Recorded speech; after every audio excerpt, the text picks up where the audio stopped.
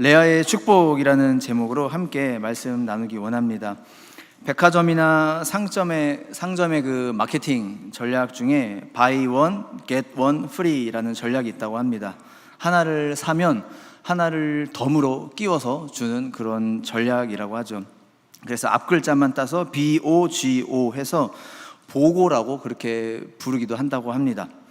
우리 식으로 표현을 하면은 끼워 팔기, 1+1 뭐 이렇게 표현할 수가 있을 것 같아요. 내가 마음에 드는 옷이 있어서 사려고 하는데 그 가게 주인이 그 옷만 사실 게 아니라 이 스카프도 한번 같이 해보세요. 옷하고 스카프하고 잘 어울릴 것 같으니까 이 스카프 끼워서 해드릴게요. 더 싸게 해드릴게요. 이렇게 은근히 끼워서 팔려고 하죠. 이런 게 바로 buy one get one free다라고 하는 겁니다. 오늘 본문에 나오는 이 야곱의 첫째 아내 레아가 바로 그런 인생을 산 사람인 것 같습니다. 1+1 라헬 플러스 레아, 그런 인생을 산 참 비운의 여성이다 싶습니다. 이 라반의 집에 있는 이 두 딸 중에 항상 인기 있는 딸은 라헬이었죠. 예쁘고 아리따운 이 라헬. 반면에 그 언니 레아는 그렇게 곱지도 않고 예쁘지도 않았습니다. 그래서 이 아버지 라반 입장에 이 레아는 고민거리, 골칫거리와도 같은 그러한 딸이었죠. 얘를 어떻게 보내야 될까? 어떻게 시집 보내야 될까? 이게 늘 고민이었습니다. 그런데 라반은 우리가 잘 알듯이 절대로 남들에게 손해보지 않는 사람이죠. 요만큼도 손해보지 않는 사람이 라반입니다. 그래서 이 라반은 어떻게 해야 이 레아를 잘 보낼 수 있을까? 항상 그 궁리만 했던 것 같습니다. 그러던 어느 날 저 멀리서 조카 야곱이 라반에게 찾아오게 되고 내 둘째 딸 라헬에게 푹 빠지게 되죠. 둘이 서로 엄청 좋아하게 됩니다. 라반이 잘 됐다, 이거를 10분 활용하자 그러고서 라헬을 위해서 야곱이 7년을 일하게 만들고 속여서 레아를 결혼시키고 또 7년을 더 일하게 만들어서 라헬을 주죠. 그래서 야곱한테서 14년이라는 노동력을 갈취해내고, 그리고 이 고민됐던 딸 레아의 거취도 해결합니다. 일석이조의 효과를 본 것이죠. 이 과정에서 100번 이득을 본 사람은 라반이고 100번 손해본 사람은 야곱이죠. 그런데 항상 우리가 이 이야기, 야곱과 라반의 이야기를 항상 읽을 때에 우리의 시선이 항상 이 야곱이나 라반에게 향하는 것 같아요. 멀리서 조카가 이렇게 왔는데 그 조카를 어떻게 저렇게 속이나, 저 참 세속적인 삼촌 라반에게 집중을 하든지, 아니면 야곱, 형과 아버지를 속이더니 자기가 저렇게 또 속았네 하면서 그 야곱을 또 우리가 생각하게 됩니다. 근데 오늘은 이 야곱도 라반도 아니라 이 중간에 끼어있는 이 레아에게 한번 시선을 집중해 보고자 합니다. 이 결혼 과정에 있어서 마치 장사꾼의 물건과 같은 그 취급을 당했던 여인, 끼어 팔기 취급을 당했던 이 여인, 이 레아에게 시선을 고정해 보고자 합니다. 이 레아의 심정이 어땠을까요? 내 의사와 상관없이 아버지의 힘에 의해서 내가 좋아하지도 않는, 또 나를 사랑하지도 않는 그 남자에게 강제로 혼인이 되고, 그것조차도 상대를 속여서 혼인한 거기 때문에 시작부터 상대에게 미움을 받고 시작을 하게 되고, 그리고 예쁘고 아리따운 내 동생이 둘째 부인이 되어서 내가 첫째 부인임에도 불구하고 남편이 항상 둘째 부인하고만 같이 붙어있는 그 모습을 먼 발치에서 바라봐야만 했던 그 레아, 이 레아의 심정은 어땠을까요? 누구보다도 정말 슬프고 괴롭고 비참하고 정말 눈물 흘리는 날이 많았을 겁니다. 레아는 이런 감정을 아마 어렸을 때부터 계속 느껴왔을지도 모릅니다. 동생하고 늘 비교가 됐겠죠. 창세기 29장 17절에 보면요, 레아는 시력이 약하고 라헬은 곱고 아리따우니, 이렇게 두 자매를 소개합니다. 이 짧은 말로 레아는 시력이 약했다, 라헬은 곱고 아리따웠다. 시력이 약했다라는 말은 문자 그대로 근시였다 이렇게 해석할 수도 있고요. 또 그 눈이 좀 약간 총명해 보이지 않고 좀 흐리멍텅해 보이는 그러한 눈이었다 이렇게 해석할 수도 있고, 또 실제로 그 사람 자체가 좀 약간 똑똑하지 않고 좀 총명하지 못했다 이렇게 해석할 수도 있습니다. 여러 주석가들이 다양한 해석들을 합니다. 어쨌든 결론은 레아와 라헬은 정반대 인물이었다라고 하는 겁니다. 라헬은 그냥 딱 봐도 너무 예쁘고 군계 일학, 정말 출중하게 외모가 바로 눈에 들어오는 그러한 매력적인 여성이었는데, 예쁘고 총명한 여성이었는데, 레아는 그런 게 하나도 없었다라고 하는 것이죠. 그러니까 레아는 커가면서 점점 자신감이 작아졌을 수도 있고, 라헬 앞에서 괜히 주눅이 들었을 수도 있었겠죠. 이 레아와 라헬, 이 두 사람의 인생 중에 누가 더 복된 인생을 살게 될까요? 라헬은 타고난 게 많으니까, 너무 탁월하게 태어났으니까 세상에서 인기를 많이 얻고 사랑도 쉽게 얻고, 그래서 승승장구하고 잘 살게 되는 그런 일만 남게 됐을까요? 반대로 레아는 타고난 게 없으니까, 뭐 가지고 태어난 장점이 하나도 없으니까 그냥 그렇고 그런 인생을 사는 일만 남게 된 것일까요? 우리가 이 성경의 창세기를 읽으면서 느끼게 되는 것은 전혀 그렇지 않다라고 하는 겁니다. 레아는 하나님께 엄청난 축복을 받은 그러한 삶을 살게 됐습니다. 레아가 축복받은 삶을 살았던 이유는 하나님이 그녀를 지켜주셨기 때문에 그렇습니다. 사람들은 관심이 없어도 하나님은 레아에게 관심이 있으셨어요. 사람들은 레아를 되게 하등하게, 낮게 취급해도 하나님은 절대로 레아를 그렇게 보시지 않았습니다. 하나님은 어떤 하나님이시냐면 연약한 자를 돌보시는 하나님, 연약한 자에게 관심이 있으신 하나님이십니다. 찬송가 563장 예수 사랑하심을 이 3절 가사에 보면, 내가 연약할수록 더욱 귀히 여기사 높은 보좌 위에서 낮은 나를 보시네, 이렇게 부릅니다. 하나님의 은혜는 항상 어디를 향하냐면 낮은 곳을 향해서, 연약한 곳을 향해서, 비천한 곳을 향해서 흐른다라고 하는 겁니다. 그래서 하나님은 그 연약한 레아, 아무도 관심 갖지 않는 그 레아, 그 낮은 곳에 있는 그 레아에게 하나님의 은혜가 향했다라고 하는 겁니다. 그 레아에게 주셨던 그 하나님의 은혜가 이 자리에 예배드리는 우리 모두에게도 충만하게 되시기를 간절히 소망합니다. 오늘 레아가 받은 그 축복이 무엇인가, 그것에 대해서 두 가지로 함께 말씀을 나누기 원합니다. 첫째는 하나님이 그녀를 위로하셨다라고 하는 겁니다. 하나님이 레아를 직접 위로하셨다. 우리는 항상 아이고 야곱이 속아서 결혼했네, 야곱이 라헬을 저렇게 좋아했는데 라헬인 줄 알고 결혼했는데 레아였네, 우리는 이렇게 얘기를 합니다. 야곱이 속아서 결혼을 했다, 야곱이 원치 않는 결혼을 했다. 그러면 레아는 원하는 결혼이었을까요? 이 결혼을? 야곱이 원치 않는 결혼이었다고 해서 그럼 레아는 너무 하고 싶은 결혼이었을까요? 그렇지 않죠. 레아도 마찬가지로 원치 않는 결혼이었습니다. 야곱만 원치 않는 결혼이 아니라 레아도 원치 않는 결혼이었어요. 레아는 완전히 아버지에게 의해서 억지로 끌려와서 이런 결혼을 당한 것이죠. 그것도 불명예스러운 결혼을 당한 겁니다. 누가 이런 결혼을 하고 싶어 하겠어요? 레아가 아버지를 찾아가서 아버지, 나 저 사람하고 결혼하고 싶어요, 저 라헬처럼 분장하고 저 라헬이라고 속여서 결혼시켜주세요. 이거 말이 안 되는 거죠. 이런 불명예스러운 결혼, 나를 좋아하지도 않는 사람에게 그렇게 시집간다? 이건 절대로 레아에게서 나온 뜻이 아닙니다. 아버지가 강제로 레아를 그렇게 동원시킨 거죠. 왜 레아는 이런 원치도 않는 결혼을 당해야만 하는 걸까요?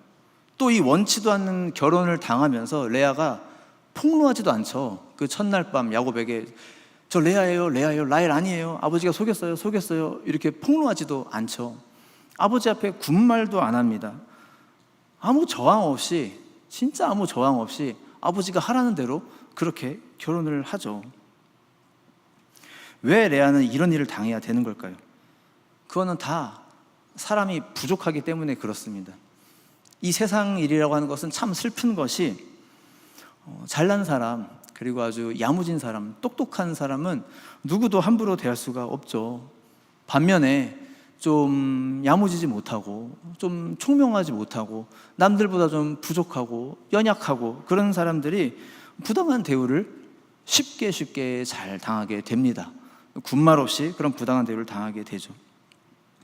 레아가 다 부족하기 때문에 라반에게 이런 대우를 당하게 된 겁니다. 너는 이렇게 해서라도 시집가라. 이렇게 속여서라도 너 시집가라. 그게 너한테도 좋은 일이야. 그리고 우리 가족한테도 좋은 일이야. 그러니까 그냥 이렇게 하자.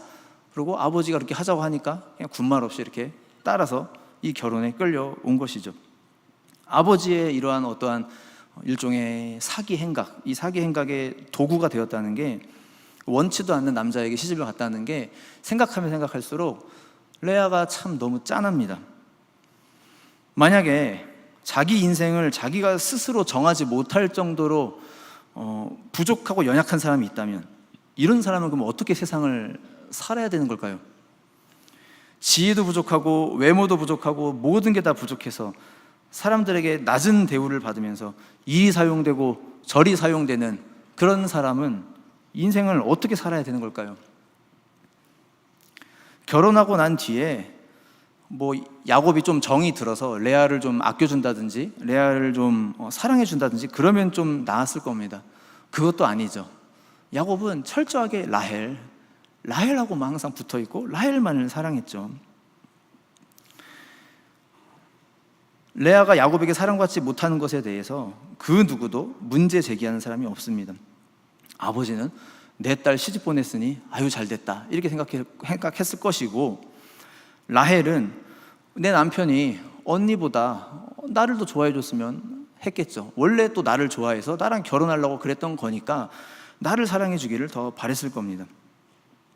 사랑받지 못하는 여인, 가정에서조차 소외된 이 레아에게 유일하게 관심을 가져주신 분이 바로 하나님이시다. 하나님 한 분밖에 없다라고 하는 겁니다. 남편에게 기쁨이 되지 못하는 아내, 남편에게 소외당하는 아내, 남편이 둘째 부인과 하하호호 하는 것을 먼 발치에서 지켜만 봐야 했던 이 아내의 심정을 알아주는 분은 하나님 한 분밖에는 없었습니다. 그래서 하나님이 레아를 크게 위로해 주세요. 오늘 본문 31절에 보시면 이렇게 기록합니다. 여호와께서 레아가 사랑받지 못함을 보시고 그의 태를 여셨으니 라헬은 자녀가 없었더라. 이렇게 얘기합니다. 하나님이 레아에게 자식을 주세요. 그 태를 여셔서 아들을 넷이나 낳게 해주십니다. 우리가 잘 알듯이 이 시대에는 그 자녀를 낳는 것, 이것만큼 여인에게 있어서 최고의 어떠한 그 자부심, 최고의 자존심도 없었습니다. 라헬은 자녀가 없었죠. 그 자녀가 없는 라헬 앞에서 하나님이 레아에게 아들을 넷이나 주었다. 이거는 라헬 앞에서 하나님이 레아의 길을 살려주셨다라고 하는 겁니다. 참 웃긴 것은 라헬이 자녀가 많았어야죠. 야곱은 항상 라헬하고 같이 있는 시간이 많았고 라헬을 더 많이 사랑했습니다. 그러니까 확률상 자녀가 생긴다면 라헬이 더 많은 자녀를 낳아야 되는 것이죠. 아무것도 모르는 제3자가 이거를 봤을 때, 야, 저 집 남편은 부인이 둘이 있는데 저 첫째 부인을 되게 좋아하나 봐. 저 레아를 엄청 좋아하나 봐. 레아하고만 더 많은 시간을 보내나 봐. 이렇게 이해하기 딱 좋은 상황이죠. 그러니까 라헬이 이 언니를 엄청나게 질투하기 시작합니다. 이 레아를 질투하는데 성경에 보면 죽을 만큼 질투했다고 그렇게 기록을 합니다. 창세기 30장 1절에 보면 라헬이 자기가 야곱에게서 아들을 낳지 못함을 보고 그의 언니를 시기하여 야곱에게 이르되 내게 자식을 낳게 하라. 그렇지 아니하면 내가 죽겠노라. 이렇게 얘기를 합니다. 내가 죽겠노라. 자식을 낳게 하라. 엄청 그 격한 감정 상태인 거죠. 여기서 이 시기하여라는 단어가 원어의 뜻은 얼굴이 홍조가 됐다라는 뜻이 있다고 합니다. 그러니까 얼굴이 막 울그락불그락해졌다라는 것이죠. 마치 그 TV 드라마에 나오는 그 시기 질투에 사로잡힌 여인이 막 눈동자가 파르르 떨리면서 얼굴이 막 울그락불그락한 그런 표정으로 남편을 바라봤다라고 하는 겁니다. 내게 자식을 낳게 하라. 그렇지 않으면 내가 죽겠노라. 아주 격한 감정을 표현한 것이죠. 사실 시기 질투는 레아가 해야 맞죠. 레아가 라헬을 시기 질투해야 맞는데 반대가 되어버렸습니다. 라헬이 레아를 시기 질투하죠. 이것은 다 하나님으로 말미암은 일입니다. 우리가 믿는 하나님은요, 이런 일을 얼마든지 하실 수 있습니다. 강한 자 앞에서 연약한 자를 일으켜 세워주시는 일, 강한 자가 부끄러워지게 하시는 일, 강한 자 앞에서 연약한 자가 영광을 얻게 하시는 일, 하나님은 이런 일을 얼마든지 하실 수 있습니다. 그리고 하나님은 이런 일에 대가세요. 이런 일의 장인입니다. 장인. 그렇기 때문에 우리가 반드시 기억해야 될 것은 우리가 믿는 하나님은 낮은 자의 하나님이시구나, 상심한 자에게 가까이 가시는 하나님이시구나, 연약한 자를 일으키시는, 연약한 자에게 관심을 두시는 하나님이시구나 하는 겁니다. 누가복음 4장 18절 이하에 이렇게 말씀합니다.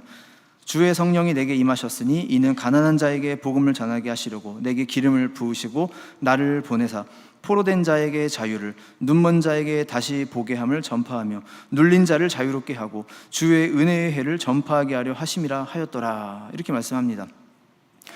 예수님이 공생의 사역을 시작하시기 전에 그 회당에 들어가셔서 처음으로 읽으셨던 이사야 말씀이죠. 마치 앞으로 내가 이런 사역을 할 거야 라고 선포하듯이 읽으신 말씀입니다. 가난한 자에게 복음을 전하고 눈먼 자에게 다시 보게 하고 포로된 자에게 자유를 주고 눌린 자에게 해방감을 선포하는 사역을 할 거야 라고 예수님이 선포하고 계시는 것이죠. 예수님은 정말 그렇게 낮은 자에게 늘 가까이 다가가셨죠. 그때 당시에 가장 고귀했던 사람, 대제사장들, 바리새인들, 사두개인들, 그들과 막 가까이 지내고 친구처럼 지내고 어울려 다니고 이러신 것이 아니라 세리와 창기들, 연약한 자들, 나병 환자들, 이런 사람에게 가까이 다가가셨습니다. 사람의 관심은 항상 높은 곳을 향합니다. 사람의 관심은 항상 라헬에게 있습니다. 하지만 하나님의 관심은 낮은 레아에게 있다라고 하는 겁니다. 사람은 높은 곳에 관심을 가져도 하나님은 낮은 곳에 관심을 가지고 계세요. 그렇다면 우리는 하나님 앞에서 나는 라헬인가요? 레아인가요? 우리는 다 연약하고 부족하고 속에 꽁꽁 숨겨둔 결핍이 있는 다 레아 아니겠습니까? 레아는 라헬이 되려고 하면 안 됩니다. 레아는 라헬처럼 되려고 노력하면 안 돼요. 레아가 세수 100번 한다고 라헬보다 더 예뻐질 수 없죠. 레아가 아무리 노력해도 라헬이 될 수 없습니다. 레아가 해야 될 것은 낮은 자의 하나님, 상심한 자의 하나님, 비천한 자를 일으키시고 위로하시는 그 하나님을 잠잠히 기다리는 겁니다. 이스라엘 나라의 역사가 이 레아와 같았습니다.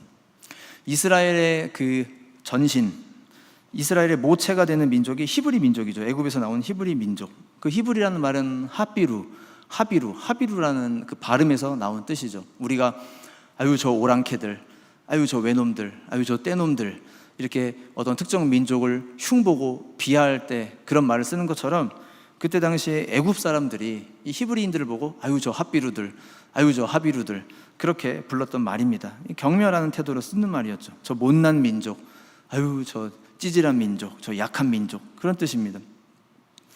그러니까 이스라엘이란 나라는 그 모체부터가 라헬이 아니라 막 예쁘고 팔방미인 같은 그런 민족이 아니라 레아같이 뭔가 좀 약간 부족하고 손이 많이 가고 자꾸 도와줘야 될 것 같은 그러한 민족이었다라고 하는 겁니다.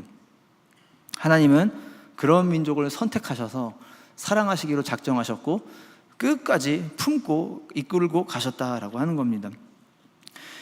최근 새벽 예배 때 아가서를 읽고 있는데요. 이 아가서를 보면은 이제 낯뜨거운 표현들도 나오지만 또 굉장히 은혜롭습니다. 이 솔로몬 왕이 그 술람미 여인을 바라보면서 막 내 사랑아 사랑아, 내 비둘기야, 내 암사슴이야, 막 이런 낯뜨거운 표현을 하면서 엄청나게 예뻐하죠.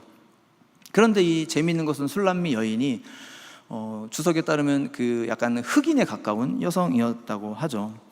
뭔가 이렇게 그 포도원에서 일하느라 검게 그을렸고 피부가 계달의 장막처럼 거칠었고 사는 곳도 성 안에서 사는 것이 아니라 성 밖에서 살았던, 한마디로 시골 처녀 같은, 피부는 거칠고 거무잡잡한 그러한 여인이었다고 얘기를 하죠.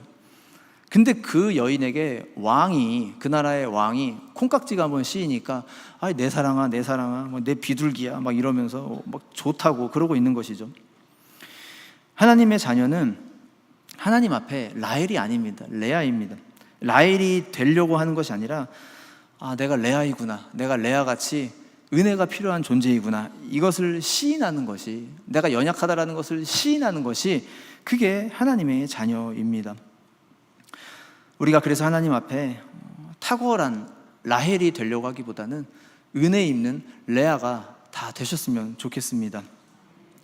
세상에서 내가 무능해 보이고 못나 보이고 잘하는 것도 없는 것 같고 이리 채이고 저리 채이는 것 같을 때 우리가 레아를 기억해야 됩니다.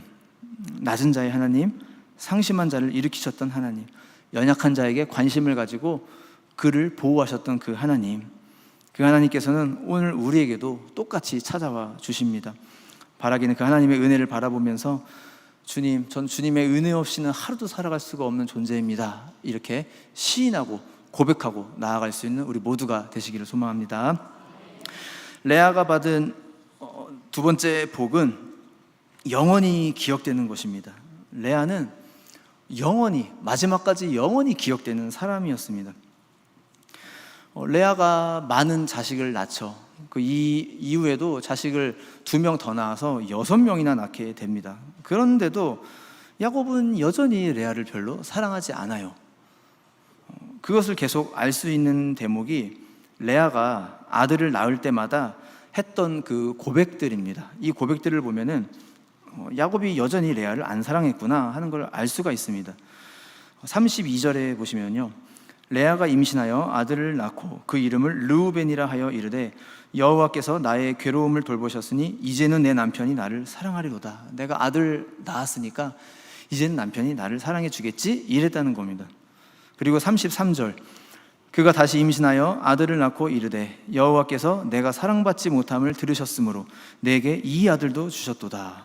둘째 아들을 낳으면서 내가 여전히 사랑받지 못하는 걸 하나님이 아셔서 아들 또 낳게 해주셨네, 이런 얘기를 하고 있는 거죠. 또 34절, 그가 또 임신하여 아들을 낳고 이르되 내가 그에게 새 아들을 낳았으니 내 남편이 지금부터 나와 연합하리로다 하고. 그러면 뭐 연합하지 않았다는 얘기인가요? 정말 지독하게 레아를 가까이 하지 않았다라는 얘기죠. 내가 아들 셋 낳았으니 이제는 나랑 좀 연합하겠지, 이제는 나랑 좀 가까워지겠지, 이런 얘기를 했다는 겁니다.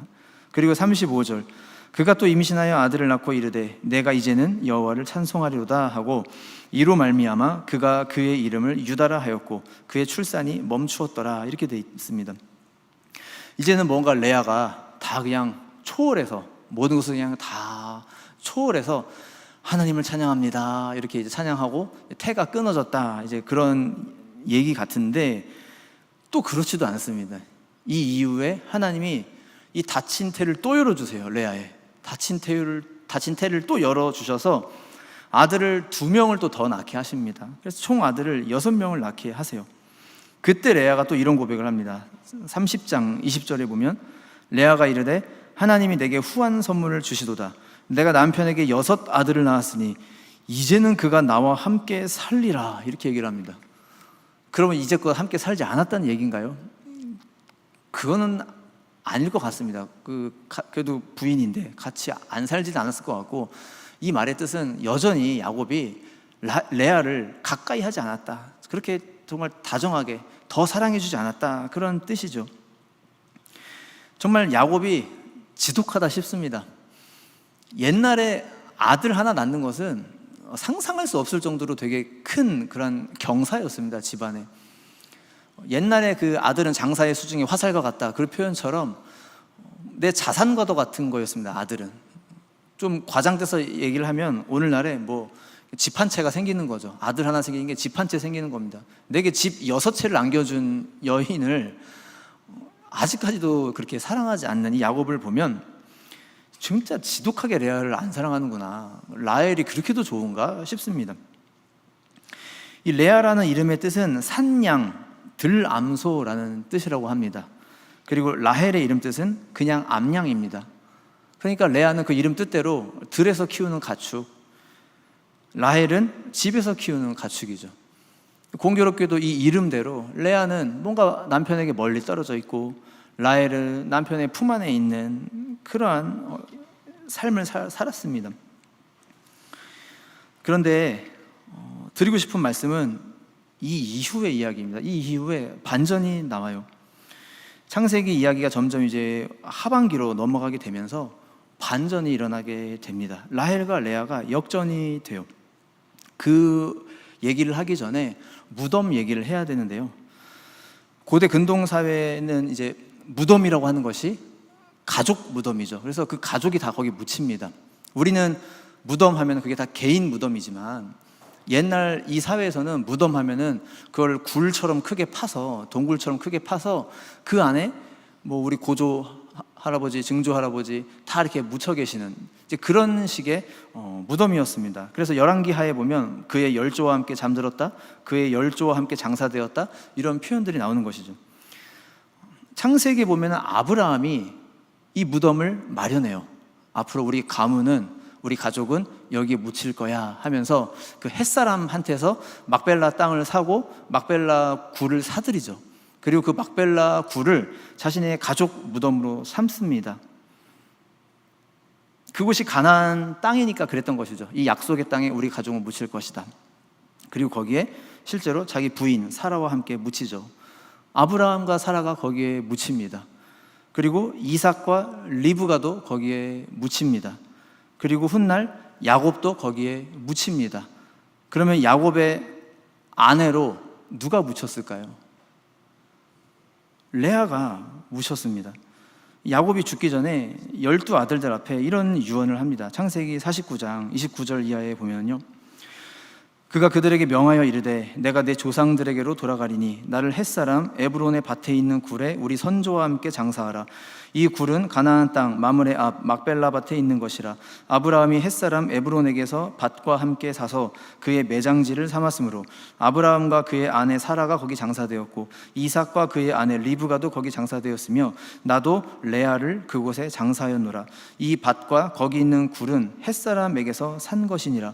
야곱이 아들에게 명하기를 마치고 그 발을 침상에 모으고 숨을 거두니 그의 백성에게로 돌아갔더라. 이렇게 기록합니다. 야곱이 마지막으로 숨을 거두기 직전에 한 유언입니다. 나를 그 막벨라 굴에 묻어주라. 그거는 우리 아브람 때부터 대대로 묻힌 곳이다. 거기에 내 아내 레아도 내가 장사했다. 이런 얘기를 하고 있는 것이죠. 그 지역에서는, 고대 근동에서는 사람이 죽을 때 그 사람이 평소에 굉장히 좋아했던 뭐 물건이라든지 아니면 그 사람이 사랑했던 사람이라든지 그렇게 함께 이렇게 묻게 하는 그런 정서가 있었다고 합니다. 야곱이 끝에 가서 야곱의 아내로 묻힌 사람은 누구냐면 레아였다라고 하는 겁니다. 그럼 라헬은 어디에 묻혔을까요? 창세기 35장 19절 이하에 보면요, 라헬이 죽음에 에브랏 곧 베들레헴 길에 장사되었고 야곱이 라헬의 묘에 비를 세웠더니 지금까지 라헬의 묘비라 일컫더라. 이렇게 기록합니다. 라헬은 베냐민을 낳다가 죽었죠. 그리고 그 죽음은 야곱 일행들이 고향으로 가던 그 도상에서, 고향으로 가던 길에서 벌어진 일입니다. 그러니까 참 어쩔 수가 없었죠. 야곱도 시체는 금방 부패하기 때문에, 특히 그 날씨에서는 더 잘 부패하기 때문에 정말 선택의 여지가 없이 이 라헬을 그 길에 묻었습니다. 지명도 없습니다. 에브랏에서 베들레헴으로 가는 길, 그 길 어디 적당한 곳에 장사가 되었다라는 겁니다. 라헬이. 그리고 내가 사랑했던 아내니까 거기다 묘비를 세워주었다라는 겁니다. 내 아내 라헬이 여기 묻혔다고, 묘비를. 라헬은 베들레헴 길에 장사되었지만 레아는 야곱과 함께 그 열조들의 무덤으로 들어가게 된 것입니다. 레아가 열조들의 무덤에 묻혔다라는 것이 우리에게 큰 위로가 됩니다. 결국 하나님께 마지막에 가서 가장 큰 축복을 받은 여인, 가장 큰 은혜를 받은 여인은 레아였구나 하는 것이죠. 우리가 사람에게 사랑받는 것이 중요할까요? 하나님에게 사랑받는 것이 중요할까요? 사람에게 기억되는 것이 중요할까요? 하나님에게 기억된 바 되는 것이 중요할까요? 평생 남편에게 큰 사랑은 받지 못했지만 그 마지막에 가서는 열조들과 함께 남편 옆에 나란히 묻혔던 이 레아야말로 가장 축복받은 여인 아니겠습니까? 또 이후의 역사들을 보면 그 레아의 아들이었던 유다, 그 유다의 후손들이 유다 지파가 되고 마지막 이스라엘의 11지파는 거의 다 공중분해되고 마지막 유다 지파만 남게 되죠. 그리고 그 유다 지파에서 예수님이 탄생하시게 됩니다. 레아는 참 축복받은 여인이 맞죠. 레아는 시력이 나빴으나 라헬은 곱고 아리따웠다. 곱고 아리따운 거 그러면 참 좋겠지만 그게 진짜로 중요한 거는 아니구나 싶습니다. 정말 중요한 것은 하나님의 은혜가 누구를 향하느냐, 하나님의 시선이 누구를 향하느냐, 이게 제일 중요한 것이다 라는 겁니다. 하나님의 시선은 누구에게 향하느냐? 내가 레아임을 시인하는 사람, 내가 비천한 존재임을 시인하는 사람, 내가 연약하다라는 것을 시인하고 나가는 사람, 그 사람에게 하나님의 시선이 임한다라고 하는 겁니다. 시편 147편 3절 말씀, 이번 주 암송 말씀이기도 합니다. 상심한 자들을 고치시며 그들의 상처를 싸매시는도다. 우리 하나님의 성품입니다. 하나님은 상심한 자들을 고치세요. 그리고 상처난 자를 내버려두지 못하십니다. 반드시 찾아가셔서 싸매 주십니다. 세상에서 때로는 내가 이 막 라헬들에게 둘러싸인 것 같고 레아처럼 사랑받지 못하는 것 같을 때 낮은 곳에 계시는 하나님, 은혜의 입기를 시인하는 자에게 찾아오시는 그 하나님을 우리가 기억했으면 좋겠습니다. 그래서 괜히 라헬을 흉내내려고 하는 것이 아니라 내가 레아임을 시인하고 하나님 앞에 큰 은혜와 축복을 받아 누릴 수 있는, 천국에 영원토록 기억되고 칭찬받을 수 있는 저와 여기 계신 모든 성도님들 다 되시기를 간절히 소망합니다. 기도하시겠습니다. 사랑의 주님, 우리가 하나님 앞에 나아갈 때에 괜히 자존심 부리지 않게 하여 주옵시고, 내가 강한 자인 것처럼, 내가 지혜 있는 자인 것처럼, 내가 잘난 사람인 것처럼 그렇게 하나님 앞에 나아가지 않게 하여 주시옵소서. 내가 온전히 하나님 앞에 연약한 자라는 것을 시인하고 나가게 하여 주셔서 은혜 있는 자 되게 하여 주옵시고, 하루도 하나님의 은혜 없이는 살아갈 수 없는 부족하고 연약한 존재임을 인정함으로써 늘 하나님의 은혜를 받으며 하나님의 축복 속에 살아갈 수 있는 우리 모두가 다 될 수 있도록 주님 함께 하여 주시옵소서. 예수님의 이름으로 기도드렸습니다.